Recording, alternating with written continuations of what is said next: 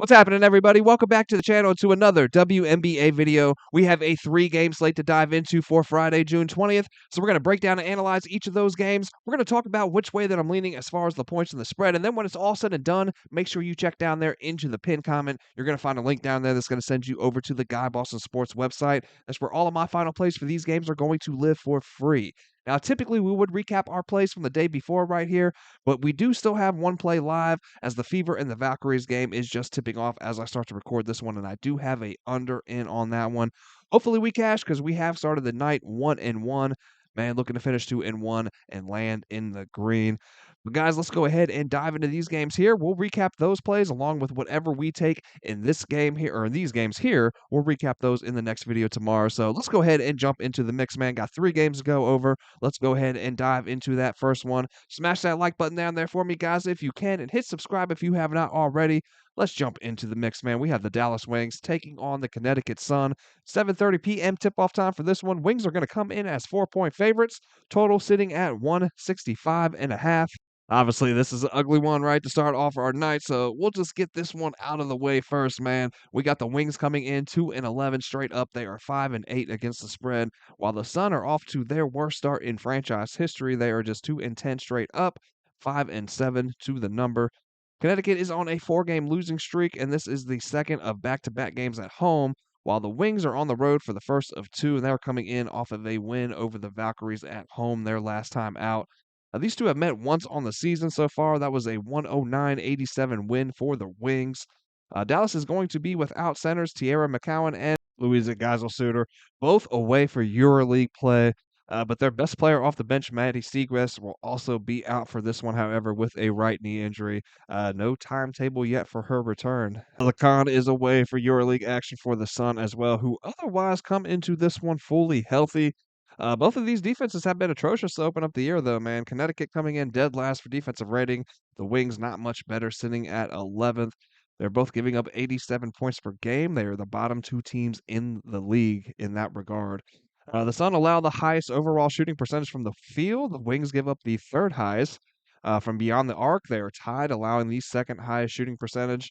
Both of these teams on the offensive end, they live in the mid-range. They don't really attempt a ton of threes. Obviously, we'll see Paige and Enrique try to hit from beyond the arc for Dallas and Mabry for Connecticut. But outside of them, man, these two teams, they aren't really known for perimeter shooting by any means. It should be noted, though, that the Wings did shoot 50% from beyond the arc, 56% overall from the field when these two did meet up last time. So keep that in mind. Dallas absolutely torched this Connecticut defense that last go round. But these two, they sit at 3rd and 4th for mid-range shooting percentage, with the Sun edging out the Wings. Connecticut is hitting the most shots from the mid-range per game. Dallas is coming in right behind them here as well, sitting at 2nd. A difference maker in this regard I'm seeing, though, is how each team defends the mid-range, right? The Sun came in at 1st in that regard, allowing the fewest made shots from the mid-range across the league, and at the lowest shooting percentage as well, just 26%. The Wings, on the other hand, are dead last, giving up the most made shots from the mid-range at the highest shooting percentage, 43%.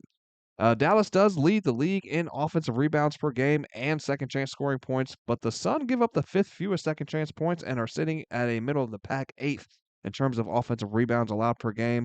Sun are forcing the 6th most turnovers per game, scoring the 5th most points off of turnovers, while the Wings are middle of the pack 7th for turnovers, and they are giving up the 5th most points scored off of those turnovers. So I can't get there with Dallas, man, especially laying a couple buckets with them on the road after a win as well. This feels like a spot that if I'm going to play it, I'll take the home dog with the points. For the total, we got the Sun playing at the 2nd slowest pace in the W. The Wings play at the fastest, right? We saw these two go way up and over the number the last time that they met. They landed at 196. The thing for me looking at it over is Connecticut has averaged just under 70 points per game in their last 4, but they were simply outmatched in each of those as they allowed an average of 88 points per game in those 4 games to the opposition. I just don't think that Dallas is going to put the same amount of pressure on Connecticut defensively, right? I don't think that they're going to outmatch the Sun team in that same manner by any means. So I think Connecticut is able to find more success on the offensive end against the struggling Wings defense. Both of these defenses are struggling, like we've been saying here, talking through this game. So I'd be leaning over for this one. And then next up, be looking at the Washington Mystics taking on the Atlanta Dream. We have the Dream laying 7.5 in this one. Total sitting at 158.5.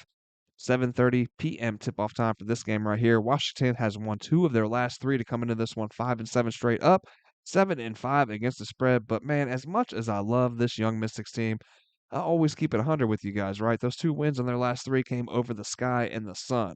And that loss, well, that was a 89-56 defeat at the hands of these Atlanta Dream. Atlanta's going to come into this one 8-4 straight up, 9-3 to the number. The Dream are back home here for the first of 2 straight, while the Mystics will be on the road for their second game in a row. The Dream are coming in off of a loss to the Liberty their last time out, but they led the defending champs by 3 at half, by 8 heading into the fourth. Now they did struggle closing games out to open up the year, if you remember, but this is almost exactly the script that I thought would play out for this game between the Dream and the Liberty. Right, I called for a close game, throughout with the Liberty pulling away late. It turns out it was a close game that the Dream took the lead and the momentum in with the Liberty comeback and the Liberty pulling away late. You know what I mean? So I just don't think that this is the same, struggling to close out game issue, that we saw with this team early on in the year.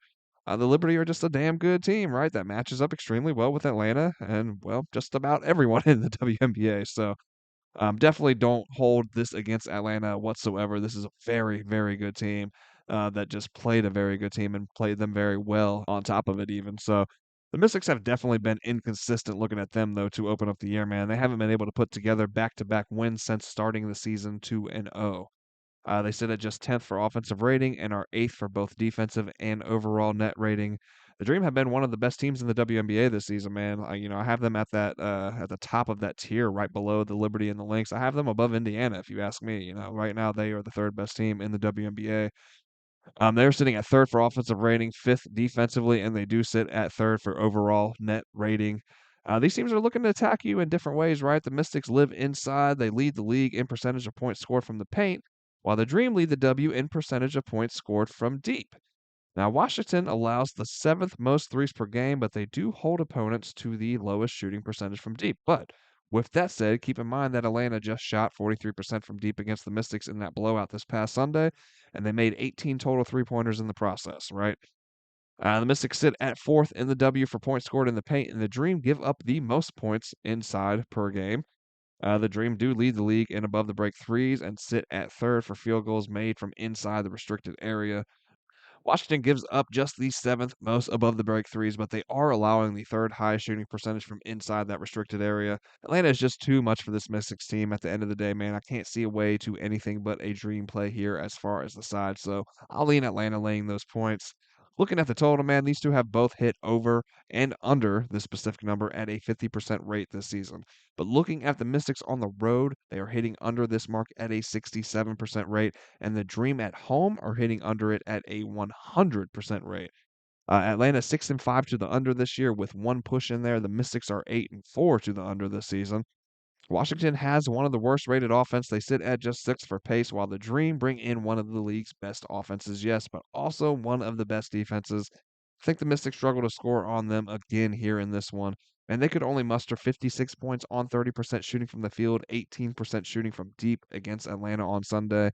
I don't think much changes here, man. Give me Atlanta on the side and give me an under. Then looking at our final game on the night, it's going to be the Seattle Storm taking on the Las Vegas Aces. 10 p.m. tip-off time for this one. Now, we do have line movement in this one, right? Storm opened up as 4.5-point favorites. That is now down to 2. Total opened up at 163.5. It is now up to 164.5.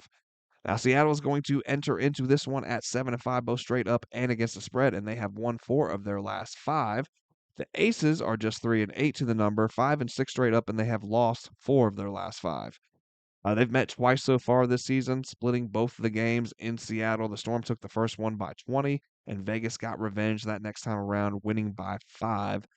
It's the third and final game of a 3-game road trip for Seattle, and the first of 4 straight at home for the Aces. Now, Gabby Williams of the Storm did leave late in that blowout win over the Sparks on Tuesday with an ankle injury, and she is listed as a game-time decision. Vegas's Asia Wilson is a game-time decision as well. She's been out since leaving the Aces' losses to the Sparks last Wednesday night with a concussion.